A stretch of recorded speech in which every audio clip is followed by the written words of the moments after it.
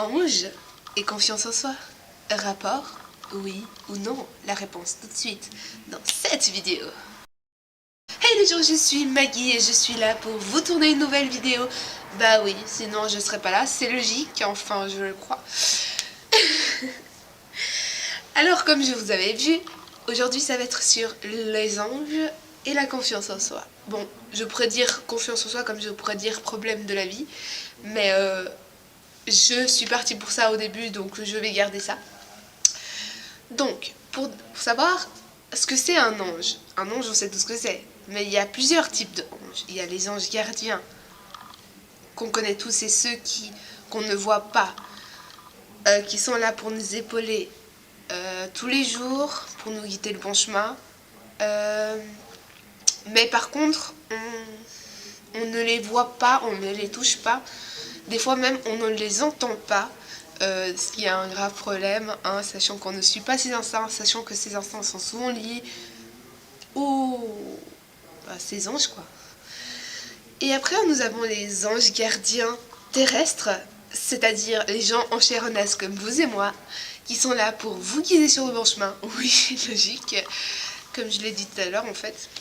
Il est possible que vous soyez un ange gardien derrière l'écran, ou pas, hein. D'ailleurs, peut-être pas, hein, vous êtes juste une simple personne. Non, je rigole. Aucune personne n'est simple pour info, donc on a tous un truc qui nous appartient, soit ange gardien, soit autre. Voici 5 éléments que j'ai sélectionnés, ou plutôt 5 éléments. Voici 5 éléments qui vont vous montrer que vous êtes un ange gardien. Premier, vous êtes empathique, sensible. Eh bien, vous détestez la violence et la souffrance physique ou morale. Si vous êtes une personne sensible, vous êtes souvent submergé par des problèmes du monde. Famine, handicap, manque d'eau sur la planète, la température qui monte de plus en plus, la canicule, les hautes chaleurs, enfin tout ce que ça provoque. On est tous au courant. La déforestation et tout ça, quoi. Si vous êtes empathique, vous sentez les vibrations, émotions, c'est la même chose, des autres. C'est-à-dire que si une personne est triste, soit par le toucher, soit simplement face à face, vous allez le sentir.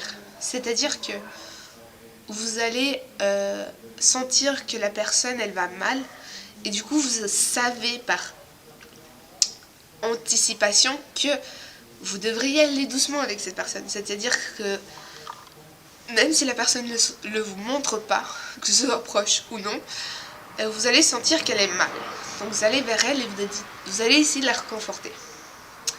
Ou alors des amis, hein, que ce soit joie, tristesse, tout le tralala, amour, vous allez ressentir les émotions et les vibrations des autres personnes. 1,5. Et oui, j'ai envie de mettre un petit point et demi parce qu'en fait, pour moi, c'est pas un point essentiel pour que si vous êtes ange ou pas ange.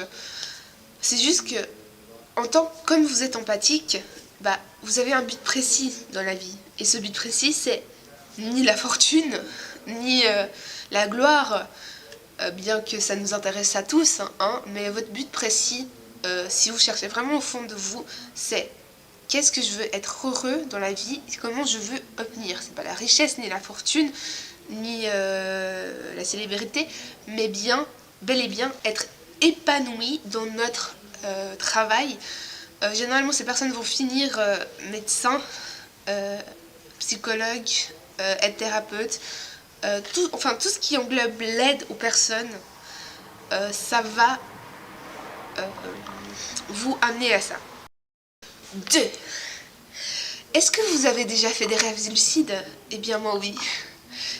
Les rêves lucides, c'est-à-dire que dans un rêve qui a l'air tellement vrai que en fait c'est comme une prémonition. Donc pour ceux qui ne savent pas ce que c'est une prémonition, c'est que vous voyez l'avenir.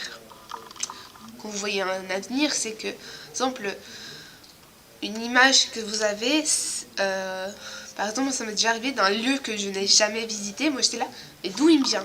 Et plus tard, avec des amis, je vais à ce lieu et j'ai comme un flashback qui me dit « oh putain, j'ai rêvé de ça, j'ai rêvé de cet endroit. En fait, c'est comme si ça me rappelait mon rêve. Mais on n'est pas tous comme ça. Un rêve lucide, ça peut être aussi un rêve éveillé. Et généralement, quand il est éveillé, on pense à des choses un peu paranormales. Par exemple, moi, je sais que depuis petite, avant de m'endormir, des fois, genre, vous savez, vous pensez à des trucs. Du coup, pour m'endormir, des fois, je rêvais. Enfin, je rêvais pas, hein, j'étais éveillée. Genre, je voyais une personne et puis je trouvais un petit défaut dans la personne. Et du coup, j'essayais d'arranger ce défaut. Et puis, en fait, les personnes, elles commencent à se déformer. C'est-à-dire que si je trouve une personne un peu trop loin, bah, je vais la rapprocher. Bah, elle va être grosse et toute petite. Ou alors, elle va s'éloigner, elle va faire le contraire de ce que je veux.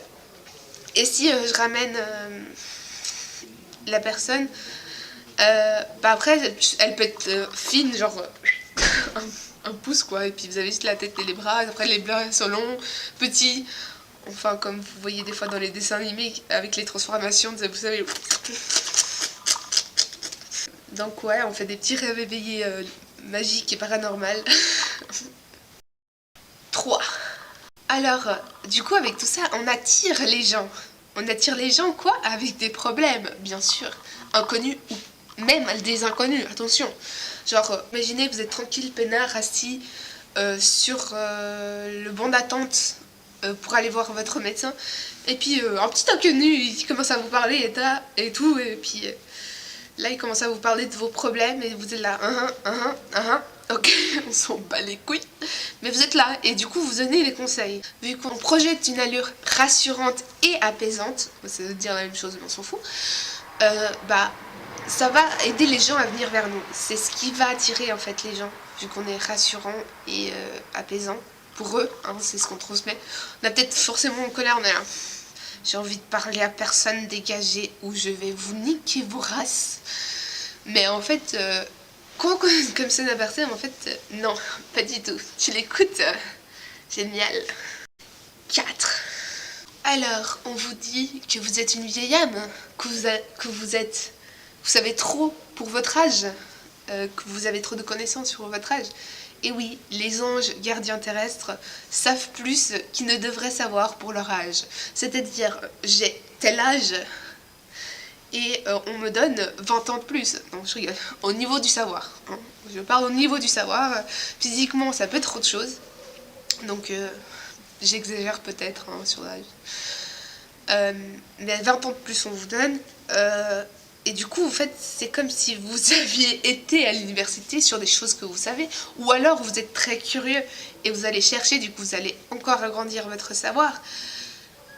Et du coup, ça va vous faire comme si vous avez 20 ans de plus. En fait, vos recherches sont tellement approfondies que c'est comme si vous saviez comment résoudre les problèmes des personnes. 5. Dernier point. Eh bien, après tout ça, hein, après des gens être venus vous parler, très français tout ça, après avoir senti des émotions d'autres personnes, vous avez besoin de vous retrouver seul à seul avec vous-même. C'est-à-dire, vous avez besoin d'être seul avec vous-même, sans personne autour de vous.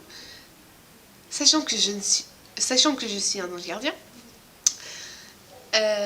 je peux vous dire qu'il y a des moments où j'ai juste envie de partir aux Bahamas et de être seule sur la plage en train de siroter un petit cocktail, seule, sans personne autour sur une plage déserte. Ce sera jamais le cas. J'ai pas d'argent. Donc tout ça, si vous présentez ces 5 points, vous êtes un ange gardien. Rentrez dans ma team ange gardien. Du coup, ce que je voulais vous dire, c'est que il y a une semaine en arrière, j'ai rencontré un cousin que je ne connaissais pas. Ou si je connaissais vite fait, mais je n'ai pas fait le lien que c'était un cousin éloigné. Cousin au 4e degré, pour être précise.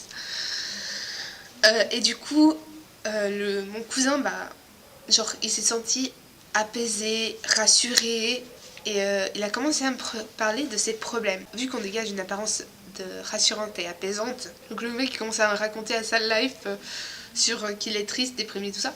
Et du coup, en une journée, voire un petit peu plus, il est passé du stade « je suis de la merde, je n'ai pas confiance en moi » et tout le tralala, quand vous vous sentez mal, quoi, que vous n'avez pas confiance en vous, au stade « j'ai confiance en moi, je sais ce que je vaux ». Et Personne ne pourra dire le contraire. Du coup, un ange gardien, ça peut ne rien faire et vous aider. Chouette. Moins de travail pour moi. Ou alors, vous êtes tout simplement un psychologue.